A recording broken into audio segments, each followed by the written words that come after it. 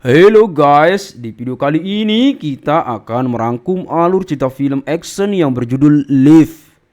Film yang penayangannya di Netflix ini dirilis tahun 2024 menceritakan tentang pencurian satu peti emas batangan dari sebuah pesawat yang sedang terbang di udara. Seperti apa keseruannya? Yuk langsung saja kita simak alur ceritanya. Film dimulai dari sebuah kota di Venesia, di mana di sana sedang berlangsung acara pelelangan terbesar dunia. Di antara pengunjungnya tersebut terdapat sekelompok tim yang sedang berencana untuk mencuri dengan pemimpinnya bernama Cyrus. Acara pelelangan ini dihadiri oleh bos-bos besar dari seluruh dunia, termasuk seorang bos pengusaha teknologi. Sehingga selama berlangsungnya acara diawasi oleh Interpol yang berada di berbagai sudut area. Sementara dari kamera pengawasan, kepala Interpol yang bernama Abby Gladwell mengawasi Cyrus yang memang keberadaannya selalu terlibat dalam pencurian. Dan kali ini mereka masih menebak-nebak apakah akan mencuri NFT ataukah barang lainnya. Lalu ketika tiba penawaran NFT yang artisnya dikenal dengan nama N8, Cyrus mengangkat nomor kunjungan 1305. Para Interpol itu kemudian mengecek nomor tersebut yang ternyata terdaftar atas nama John Bradby. Abi kemudian menyimpulkan jika keberadaan mereka ini diketahui karena kepala Interpol ini tinggal di bekas studio John Bradby. Dan ketika sampai pada penawaran terakhir di angka 20 juta dolar, Cyrus dan timnya langsung menjalankan aksinya. Pertama, mereka mematikan lampu ruangan sehingga menimbulkan kegaduhan. Para Interpol ini juga langsung bergerak. Selain itu, di tempat yang berbeda, yaitu di London, Inggris, satu tim Cyrus juga berhasil mengakses masuk ke sebuah gudang penyimpanan cagar budaya. Mereka berniat mencuri karya lukisan Van Gogh. Kembali ke arena pelelangan yang riuh setelah mati lampu, dan karena merasa telah memberi penawaran, Cyrus lalu mengajak artis N8 untuk melanjutkan transaksi di kapal miliknya. Dan mereka pun berangkat. Sementara Interpol baru menyadari trik yang dipakai Cyrus, di mana pencurian NFT dilakukan dengan mencuri artisnya. Di lain sisi, anggota tim Cyrus di London tersebut juga sukses mencuri lukisan Van Gogh. Setelah melakukan pengejaran, Abi akhirnya menemukan kapal Cyrus dan segera mengejarnya. Tapi karena begitu hebatnya kemampuan meretas dari tim ini, akhirnya mereka pun berhasil lolos setelah mengakses kendali tembok pembatas di tengah lautan.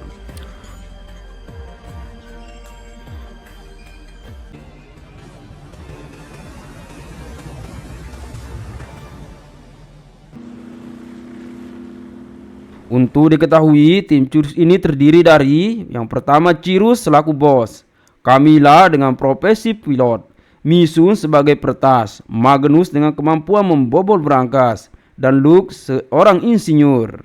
Setelah keberhasilan ini, mereka pun berpesta pora di atas kapal.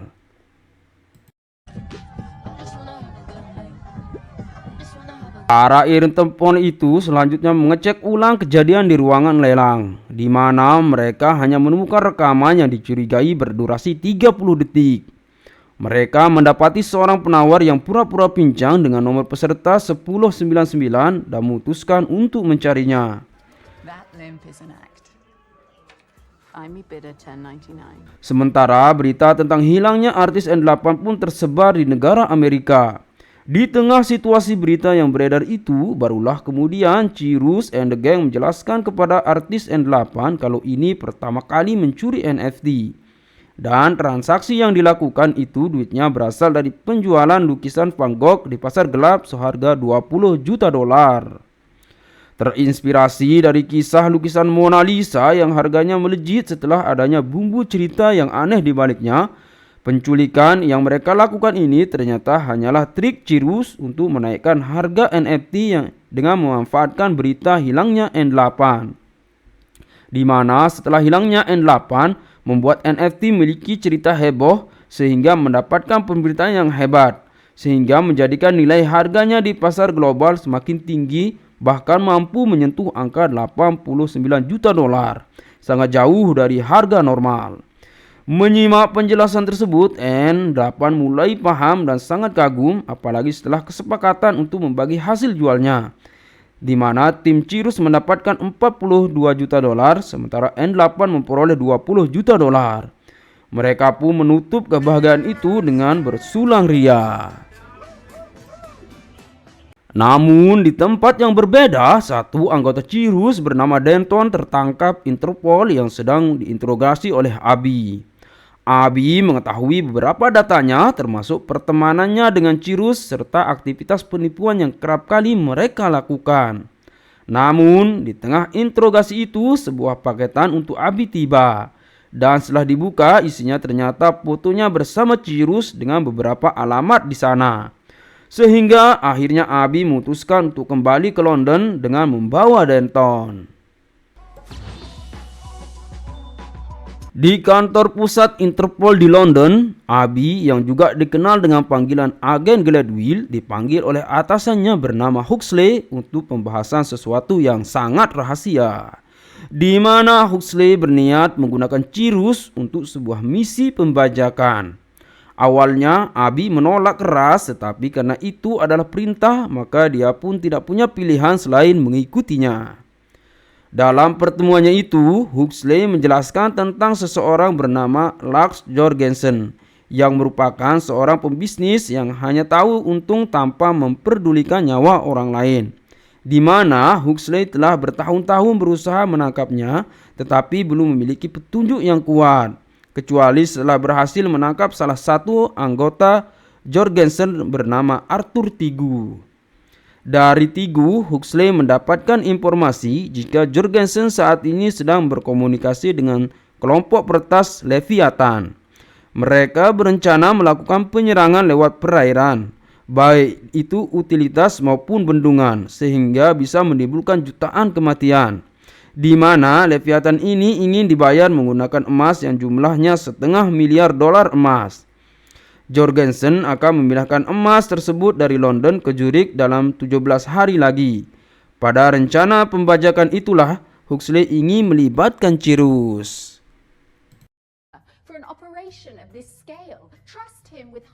Malam itu juga Abi langsung menemui Cirrus di apartemennya. Tapi sebelum ke inti tujuan kedatangannya tersebut, Abi memberitahukan kalau pencurian Van Gogh yang mereka lakukan telah diketahui.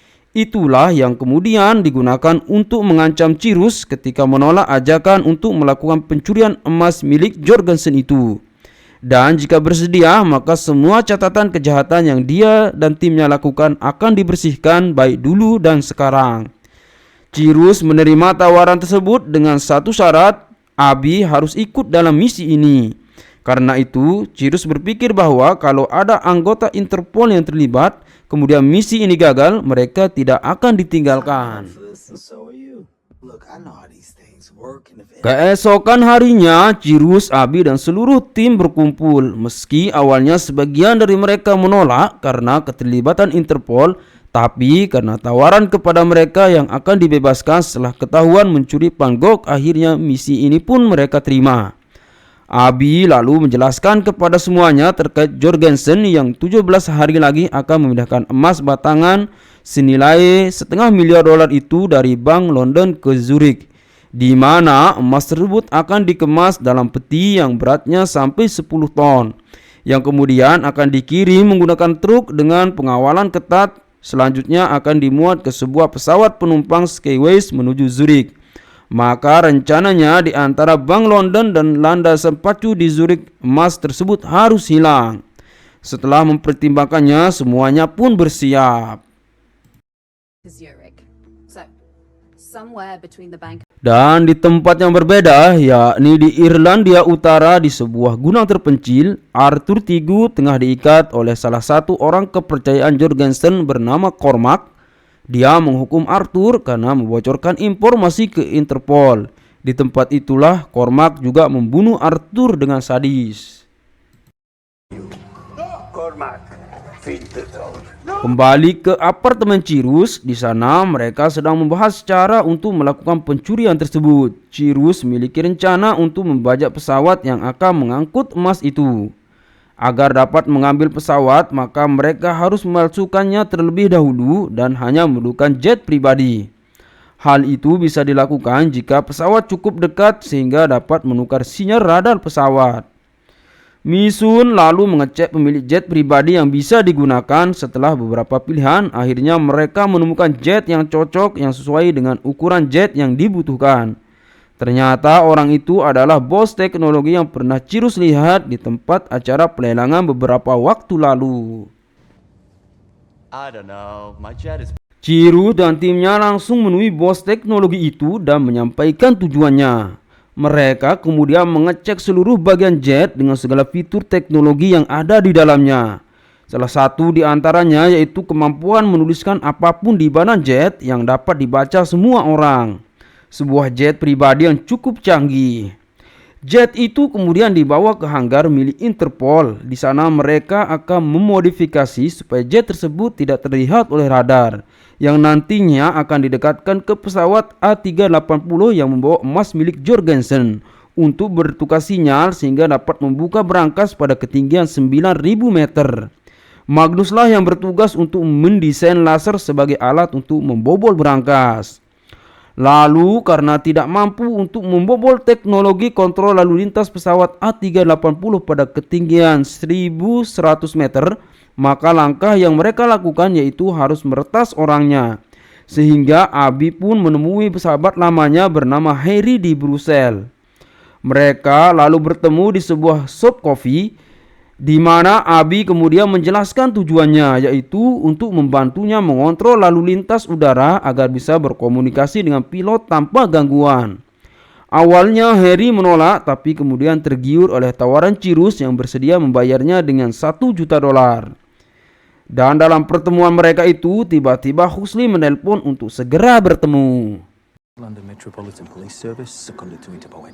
Pada pertemuan tersebut, Huxley mengabarkan tentang kematian Arthur Tigu sehingga jadwal penerbangan yang semula tinggal 17 hari dimajukan menjadi 10 hari lagi. Mendengar itu, Cirus protes jika persiapannya tak cukup dalam 10 hari. Hal tersebut menimbulkan perdebatan hebat meski tidak ada pilihan lain. Sebelum kemudian Huxley pergi menuju London. Setelah itu, Abi dan Cirus kembali ke hanggar dan mendapatkan pemberitaan di televisi tentang banjir yang terjadi di beberapa tempat yang mereka duga jika ini adalah ulah Jorgensen.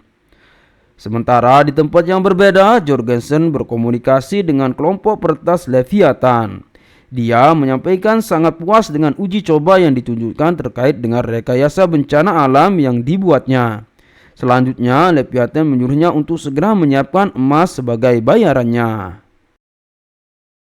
Persiapan tim Cirus semakin matang. Plat siluman juga telah terpasang di semua badan pesawat. Hanya tersisa satu alat lagi yang harus mereka rakit. Alat ini berfungsi untuk menghilangkan pesawat A380 dari radar.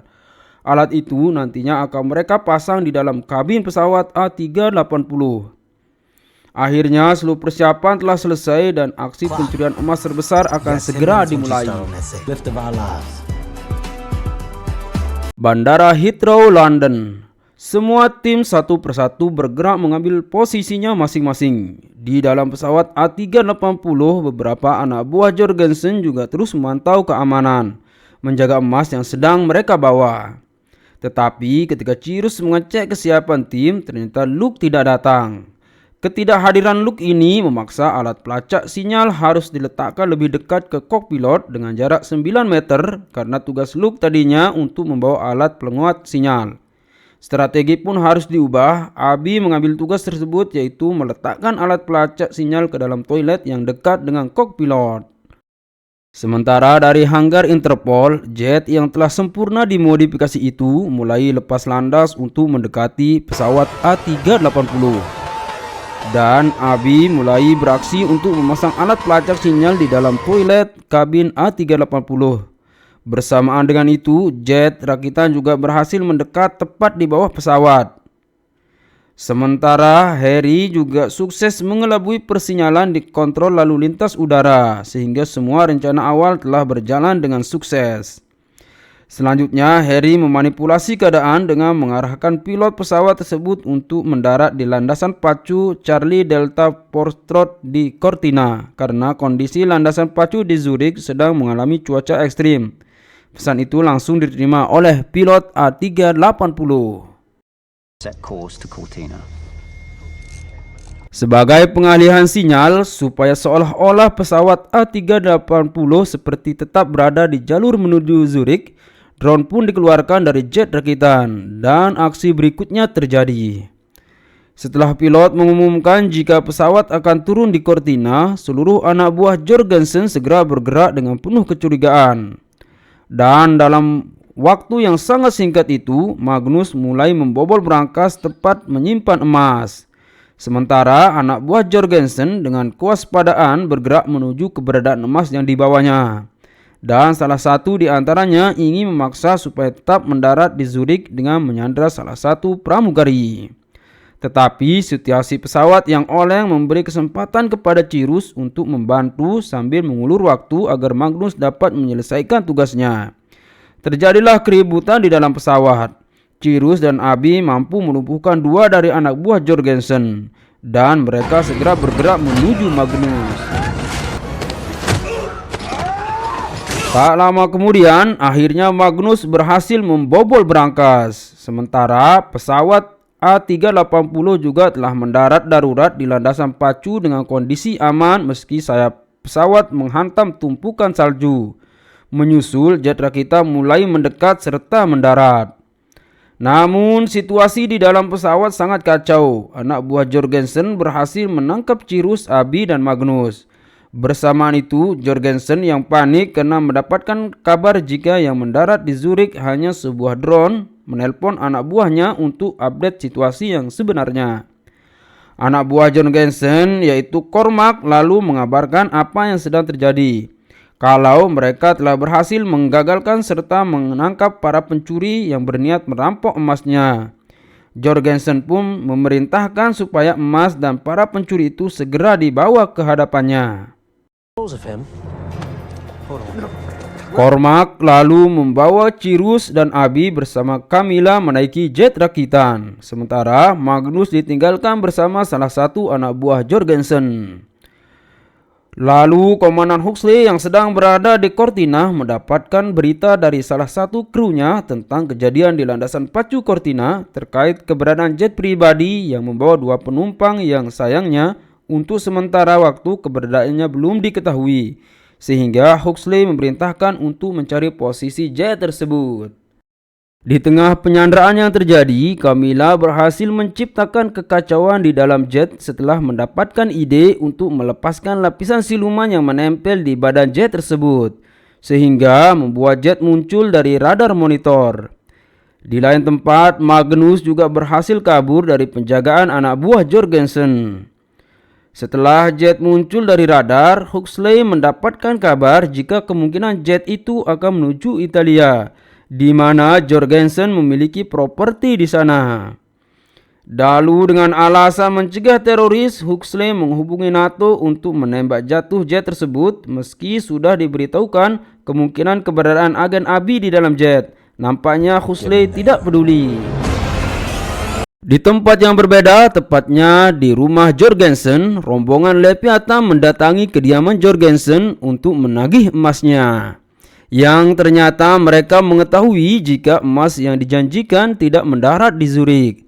Tapi Jorgensen masih berdalih jika itu memang rencana mereka untuk mengalihkan perhatian. Dia lalu berjanji sejam lagi emas tersebut akan tiba.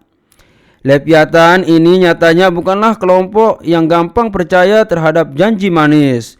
Mereka mengancam Jorgensen jika emas tersebut tidak diterima maka seluruh rekening bank Jorgensen akan dikosongkan. It will be here within an hour. Situasi semakin menegangkan ketika pasukan NATO yang dikirim berhasil mendekati jet yang masih berada di udara sambil memberi ancaman jika mereka akan menembak jet tersebut bila tidak memberi identifikasi diri. Namun untunglah ada Harry yang ikut terlibat dari radio kontrol memberitahukan jika di dalam jet tersebut terdapat warga sipil.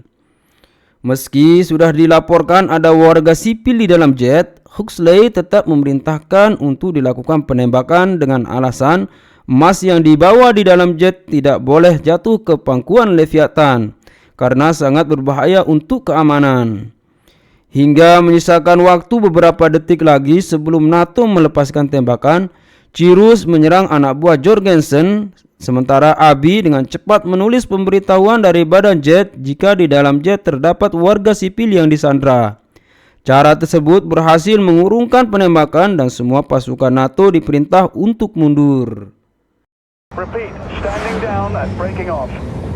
Dengan kerjasama yang apik, Cyrus dan Abby akhirnya berhasil mengeluarkan Cormac dari kabin jet setelah membuka pintu kabin dengan remote control. Maka tersisa mereka bertiga di dalam jet. Namun ternyata semua belum berakhir, di mana jet mengalami kebocoran hebat sehingga melakukan pendaratan abnormal tepat di depan rumah Jorgensen. Ketiganya pun disambut dengan todongan pistol dari para anak buah Jorgensen. Sementara Misun masih mengontrol seluruh kejadian dari kamera yang ada di badan jet. Jorgensen mencari Cormac sambil mendorongkan pistol, tetapi kru Leviathan mengetahui jika di antara mereka itu terdapat seorang Interpol. Hal tersebut membuat Leviathan tidak ingin terlibat dan memilih untuk mundur. Namun Jorgensen sepertinya tidak senang sehingga menembak Leviathan. Tak lama setelahnya polisi sempat datang untuk mengamankan lokasi. Jorgensen pun ditangkap setelah Misun memutar ulang kejadian penembakan kepada kru Leviathan beberapa waktu sebelumnya.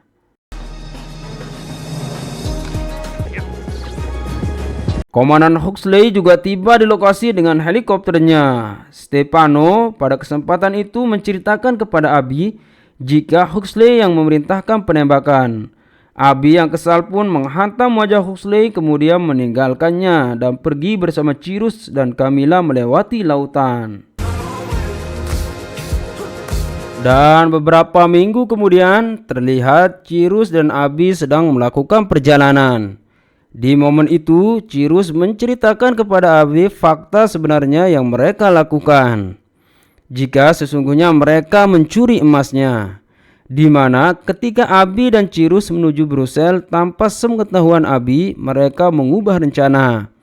Magnus membuat ratusan emas palsu yang kemudian secara mandiri mereka kirim ke kargo pesawat A380 yang akan dibajak itu. Saat dalam penerbangan, ketika perhatian orang teralihkan, Magnus menukar peti emas tersebut dan melemparnya ke udara. Dan ketidakhadiran Luke adalah kesengajaan karena dia bertugas untuk mendaratkan emas itu dengan aman. Sementara Huxley tidaklah mendapat apapun. Perjalanan keduanya pun tiba di mana semua kru Cyrus sedang berkumpul di dekat danau. Semua sedang bersukaria karena keberhasilan mereka. Ditambah kalau hari ini mereka berkumpul untuk mengambil emas yang mereka curi. Abby lalu mendapatkan kehormatan untuk menaikkan emas tersebut dari dalam danau. Film ditutup dengan ciuman yang manis dari Cyrus untuk Abby dan ucapan selamat datang ke dalam tim untuk Abby yang resmi bergabung. Film pun berakhir. Terima kasih telah menyimak sampai akhir. Semoga Anda terhibur. Dadah.